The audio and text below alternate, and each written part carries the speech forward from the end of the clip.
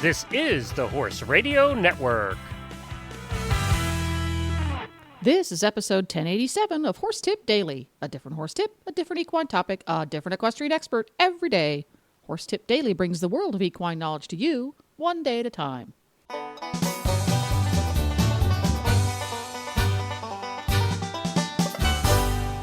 Greetings, horse people. Coach Jen here, and thanks for tuning in to Horse Tip Daily. It's springtime and everyone is hitting the trails, so I thought it would be a great time to revisit this tip from Debbie Laux, host of the Horsemanship radio show, originally posted way back in 2013. Debbie offers some great techniques for teaching horses to cross water with confidence. And we'll get right to our tip after this shopping tip from equestriancollections.com. Greetings, everybody. Coach Jen here, and I'm here with Debbie from equestriancollections.com, and she's got our product of the week. Hi, Jen. This week I'm going to be featuring a new jacket that is just out from Horseware, one of everybody's favorite vendors. It's the Horseware Embellished Competition Jacket. And the reason I'm featuring this, because it has several new stylings that I think everyone will really like. I'm going to go over them really quickly. First of all, it is it's very stretchy. It's waterproof and breathable, has two pockets. It has some embellishments on the collar, which are little stones, like crystal-type stones, not over the top, but just very subtle, very pretty stones. And it's still washable. It's a washable material even with the stones on it. But some of the features on it that we really liked were the buttons. Actually, there's a zipper. The coat zippers up, and then the buttons are over the zipper. So there's not going to be any more pulling on your buttons. Very, very nice new idea. The top button also is a stone. The bottom two buttons are regular type buttons. The top one is a stone. So if you want to, if you're in a breed competition or something where you can be a little blingy, you can leave that stone on there. Or you can also, it's reversible so that you can reverse it to a regular button and use it in the less blingy type of situations. It also has two zippered pockets, nice to have. The arms are nice and long so that you're not going to have, things over pulling up too much when you're riding.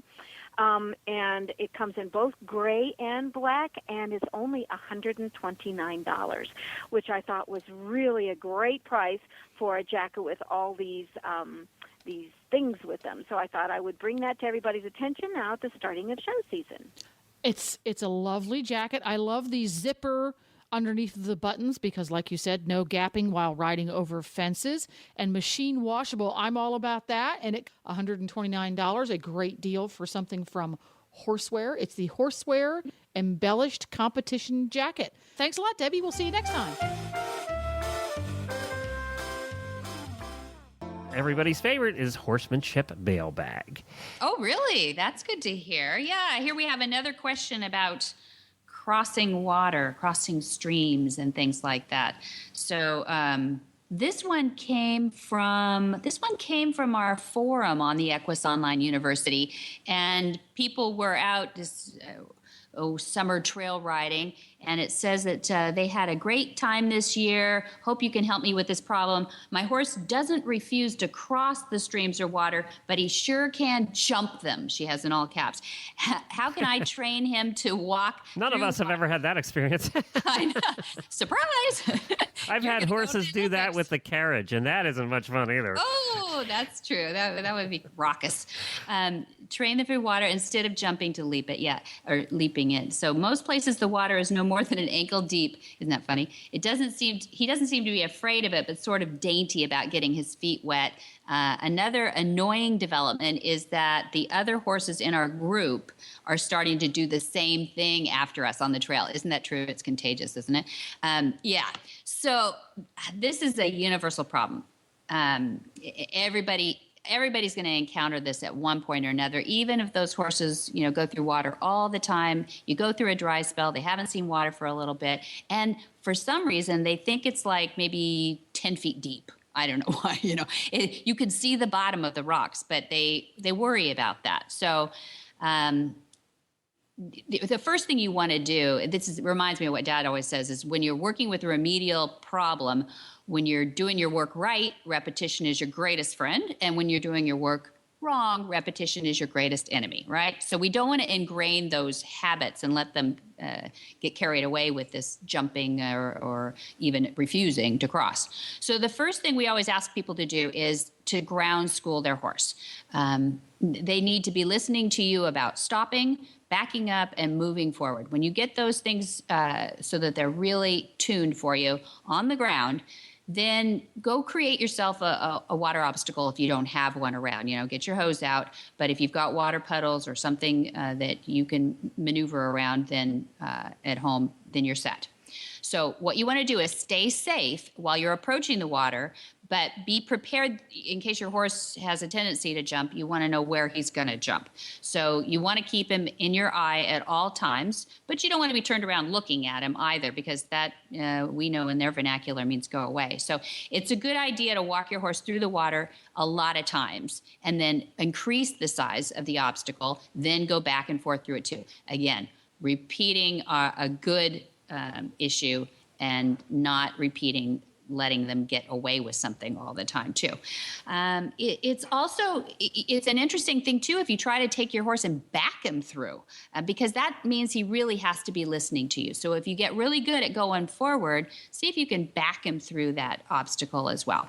So now once you have your horse walking and backing through the water and you're confident with that, the next step, if you want to do a phase in between getting up in the saddle, is to pony your horse from another horse. Get a nice quiet gelding that they've been around before, preferably, and just ask your horse to, the gelding will be just really disappointed if that horse starts fussing around and they start schooling on them themselves, and you don't have to do much up there. So that's a nice in-between if you're a little worried about jumping or feeling dangerous about being in the saddle. And then once you've accomplished that, you can get up in the saddle and make sure that you've asked him to do it correctly every time you go through the water. Again, you can start with just a little bit and grow your obstacle so that you incrementally, which is the most important thing to remember, train him to do what you're asking him to do. Be safe. Very good. Well, thank you, Debbie. Well, there you go. You can find lots more tips on topics ranging from barn care to websites for horse people at horsetipdaily.com. Just look for the topics drop-down menu on the left. And you can listen, learn, and enjoy the Horsemanship Radio Show every week at horsemanshipradio.com.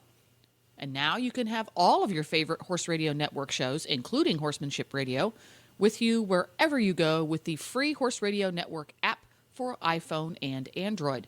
Just go to your app store and search Horse Radio Network.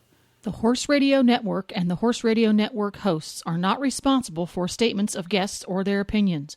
Use your own judgment when listening to the tips provided by the experts on Horse Tip Daily.